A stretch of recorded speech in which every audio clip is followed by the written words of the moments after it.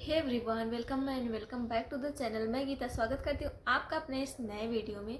So friends, आप लोग thumbnail देख के तो यहाँ पे आए ही हो क्योंकि आपको ज़रूरत है यहाँ पे, और उसकी वीडियो आज मैं बनाने जा रही हूँ। और वीडियो को एंड तक देखिएगा, तब जाके आपकी जो कन्फ्यूज़न है वो सारी दूर हो जाएगी। तो चलिए स्टार्ट करते हैं कि क्योंकि टीआरई 3 का एग्ज़ाम हो चुका है, अब हो सकता है कुछ ही दिनों में ओएमआर आ जाएगी। उसके बाद आपकी डीवी भी होगी। तो डीवी से पहले कौन कौन से डॉक्यूमेंट्स ऐसे हैं जो आपको तैयार कर लेनी है ताकि आपको डीवी के टाइम पे दिक्कत ना हो। और हम लोगों को क्या था, मैं तो एग्ज़ाम दे के बस ऐसे ही घूमने चली गई थी, निकल गई थी। एंड एक महीने बाद अचानक से, मीन्स 23 या 24 अगस्त को मेरा एग्ज़ाम था, 2 दिन था। और उसके बाद अगस्त, सितंबर, अक्टूबर में मेरा रिज़ल्ट आता है।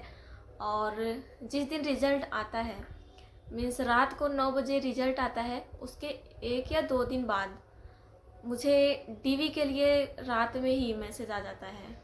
मुझे ठीक से याद नहीं आ रहा कि मेरा कब मैसेज आया था। मीन्स परसों से आपका डीवी है, नहीं, जिस दिन रिज़ल्ट आया था उसी दिन शायद कुछ टाइम बाद हम लोग का डीवी के लिए नोटिस आ गई थी कि आपको इतनी तारीख से आपका डीवी है। तो फिर क्या था कि हमको अचानक से आनंद फानंद में वहाँ से आना पड़ा, और मैं दिल्ली में थी। फिर मेरे डॉक्यूमेंट्स घर पे थे और मेरे डीएलएड के डॉक्यूमेंट्स तो मिले ही नहीं थे। और बस ये था कि अब कैसे होगा, क्या होगा। तो इतनी आनंद फानंद में जो भी हुआ, और मैं उधर से दिल्ली से डायरेक्ट आई अपने यहाँ डिस्ट्रिक्ट पे जहाँ मेरा डीवी था। एंड मेरे हस्बैंड गए घर पे अपनी ड्यूटी से और सारा डॉक्यूमेंट्स लेके वो आए, तब जाके मेरा डीवी कंप्लीट हुआ। और इतनी ज़्यादा भाग दौड़ हो गई थी उस टाइम पे, क्या ही बताएं, कुछ भी तैयार नहीं था और सब कुछ मेरे हस्बैंड ने किया। तो ऐसा आप सबके साथ ना हो, इसलिए मैं पहले ही बता दे रही हूँ कि अगर आपका एग्ज़ाम अच्छा गया है, मार्क्स अच्छे बन रहे हैं और आपको लगता हो, अंदर से फीलिंग आती हो कि हाँ मेरा हो जाएगा, तो अपने जो डॉक्यूमेंट्स वगैरह हैं वो अच्छे से तैयार कर लीजिए। और कुछ लोगों के पास कुछ डॉक्यूमेंट्स नहीं होंगे तो वो आपको तैयार कर लेने, मीन्स जाके बनवा लेना है अभी से, क्योंकि डीवी होने के बाद, ज्वाइनिंग होने के बाद आपको उसकी ज़रूरत पड़ने वाली है। और आगे बहुत सारी चीज़ें होंगी, डीवी होने के बाद, ज्वाइनिंग होने के बाद आपका प्रान नंबर वगैरह बनेगा, तो बहुत कुछ होगा। तो चलिए स्टार्ट करते हैं कि आपको क्या क्या डीवी में लेके जाना है, वो सारी चीज़ें। और आपको कितनी कितनी कॉपियाँ करानी है वो भी आपको बता दें, कितनी फाइलें बनानी है वो भी आपको बता देते हैं। तो सबसे पहले फॉर्म फिलअप करते टाइम आपने जो जो डॉक्यूमेंट्स लगाए हुए थे, मीन्स अगर आपने हाई स्कूल का लगाया था तो हाई स्कूल का, इंटर का और ग्रेजुएशन का, और उसके बाद बीटीसी का लगाया होगा, सीटेट का लगाया होगा, आधार कार्ड लगाया होगा और 6 डॉक्यूमेंट्स हो गए। एंड बीपीएससी टीआरई का जो 3 का एडमिट कार्ड आपके पास है जिसपे वो मार्क लगा होगा, और वो वाला एडमिट कार्ड। मीन्स जितने सारे डॉक्यूमेंट्स आपने अपलोड किए हैं, हो सकता है आप बिहार से हो या फिर आपकी कैटेगरी अलग अलग होगी, तो कुछ कास्ट सर्टिफिकेट या फिर कुछ और भी लगा होगा।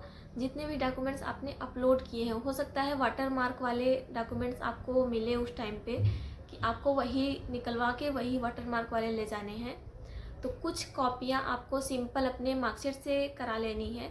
और अगर वहाँ से नोटिस आता है कि वाटर मार्क वाले ले जाने हैं तो आपको कुछ कॉपियाँ वाटर मार्क वाले ले जाने हैं। तो आपको पहले से ही, मीन्स अभी से ऐसे ही आपको 10-10, 15-15 कॉपियाँ एक मार्कशीट की करा लेनी है, क्योंकि आगे आपको बहुत बार ज़रूरत पड़ेगी सारी कॉपियों की। और तब जाके आप परेशान हो गए कि मेरे पास ये नहीं है, वो नहीं, वो ये ख़त्म हो गया, वो ख़त्म हो गया। तो ऐसा नहीं होना चाहिए, क्योंकि मैंने जब कराया था तो शायद मेरे हस्बैंड 5 या 6 कॉपियाँ करा के लाए थे एक मार्कशीट की, और वो इतनी जल्दी ख़त्म हो गई। फिर मैं दोबारा जाके करा रही हूँ, फिर ख़त्म हो रही, फिर करा रही हूँ, फिर ख़त्म। मीन्स आपको इतना करा लेना है पर्याप्त मात्रा में हर चीज़ का कि वो, क्योंकि वो बहुत बार जमा होगा। आपका जिस दिन काउंसलिंग डीवी होगा उस दिन भी आपका होगा जमा, वहाँ पे 1 या 2 कॉपी फाइल जमा होगी, 2 फाइल शायद जमा होती है। एंड उस दिन के लिए 2 फाइल बना लीजिए। देन वहाँ से आप आएंगे तो फिर आपको ट्रेनिंग पे दे दिया जाएगा। जिस दिन आप जब बीआरसी पे जाओगे तो वहाँ पे 1 या 2 फाइल वहाँ पे जमा होगी।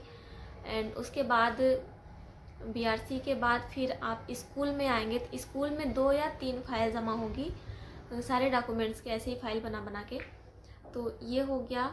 एंड स्कूल में तो एक बार जमा तो होगी, देन हो सकता है फिर भी मांगा जाए। तो आपको ढेर सारे अपने जो डॉक्यूमेंट्स आपके हैं, जो आपने फॉर्म भरते टाइम लगाए थे, वो सारे डॉक्यूमेंट्स करा लेने हैं। साथ ही साथ आपके पास अगर पैन कार्ड नहीं है तो पैन कार्ड अभी से बनवा लीजिए, क्योंकि ज्वाइनिंग होने के बाद जब प्रान नंबर बनेगा तो आपको पैन कार्ड की ज़रूरत लगेगी। और तो पैन कार्ड बनवा लीजिएगा। और अगर आपका अकाउंट एसबीआई में नहीं है तो, एसबीआई में है तो अच्छी बात है, एसबीआई में नहीं है तो खुलवाना पड़ेगा, क्योंकि यहाँ पे जो सैलरी आती है वो एसबीआई में ही आती है और एसबीआई में ही होना चाहिए। और वो बैंक होता है बिहार का ही बैंक होना चाहिए, ये भी इन्होंने बोला है। तो जिसका भी अदर स्टेट में है वो अपना ट्रांसफ़र करा लिए हैं यहाँ पे, और जिसका नहीं था वो लोग नया खुलवाए हैं। और हो सकता है आपके आधार कार्ड में या फिर कहीं पे भी थोड़ा बहुत मिस्टेक वगैरह हो तो उसको बनवा लीजिए। एंड आधार कार्ड पे जो नंबर है उस फ्रेंड्स, डीवी वाले दिन उस पर एक ओटीपी जाती है, तो अगर वो आपका नंबर बंद हो चुका है तो उसको चालू कर लीजिएगा, क्योंकि उस टाइम पे ओटीपी की बहुत ज़्यादा दिक्कत हो जाती है। ओटीपी नहीं आती तो आपको साइड कर दिया जाता है दूसरे को, क्योंकि उस टाइम पे इतनी ज़्यादा भीड़ होती है।